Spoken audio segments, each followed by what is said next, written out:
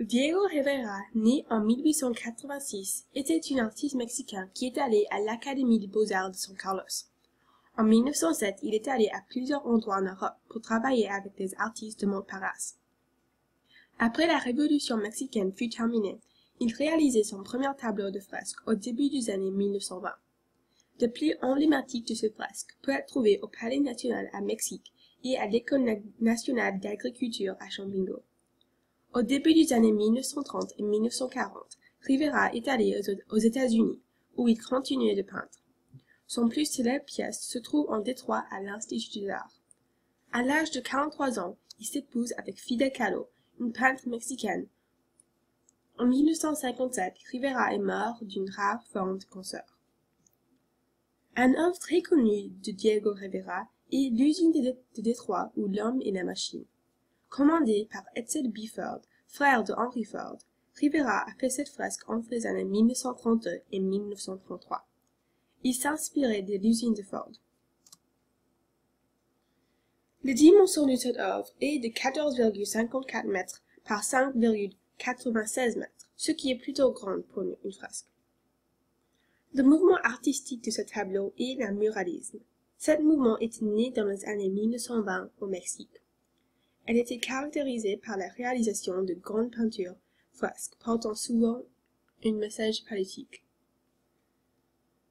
En 1932, la situation économique et sociale à Détroit est difficile.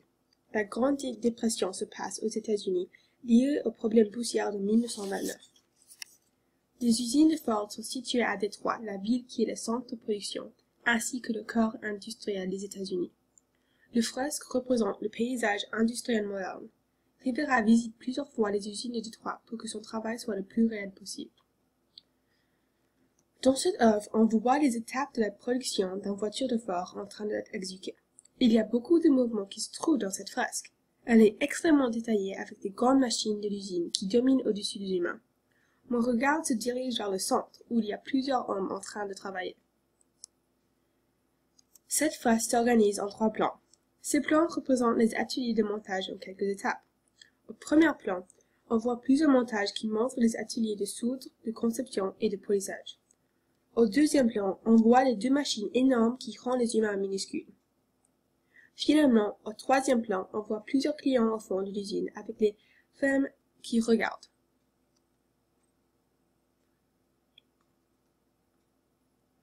La taille des machines au deuxième plan établit une relation omnisciente entre les humains et ces machines. Rivera exagère tellement ces 2 machines qu'il semble que les humains sont en train d'être écrasés par elles. Dans cette fresque, Rivera a utilisé plutôt des couleurs froides et sombres, comme le gris et quelques noirs. Il se trouve aussi des jaunes dans les zones centrales. Le jaune est une couleur qui ressort beaucoup et qui contraste avec le gris. La couleur jaune se trouve sur des uniformes de travailleurs ainsi que derrière le produit final du voiture. Cela donne un effet divin aux voitures, comme s'il était quelque chose d'extrême importance. L'emploi du gris met les machines en valeur. On a l'impression que les 2 machines dominent l'usine et sont en train de faire opérer les humains au lieu de l'inverse. Ces couleurs donnent un sentiment de froideur et d'intensité. Dans cette phrase, les lignes fortes se dirigent vers le centre du tableau où se trouvent les couleurs jaunes. Il montre 2 ateliers importants. Les grandes cours de machines se dirigent aussi vers la centre. La zone centrale est en train d'être encadrée par toutes ces lignes. Le message que Rivera voulait faire exprimer est que les machines contrôlent les humains. Les humains sont minuscules comparés à la pouvoir des machines. Cette fresque est un tableau riche de travail dans les usines Ford. Elle montre comment s'organise le travail à la chaîne au début des années 1930. Cependant, Rivera a passé tellement de temps à observer les usines que la réalité est tordue par ses visions. Il change la réalité en plusieurs aspects. Par exemple, les ateliers s'emboîtent les uns dans les autres et les machines sont disproportionnées.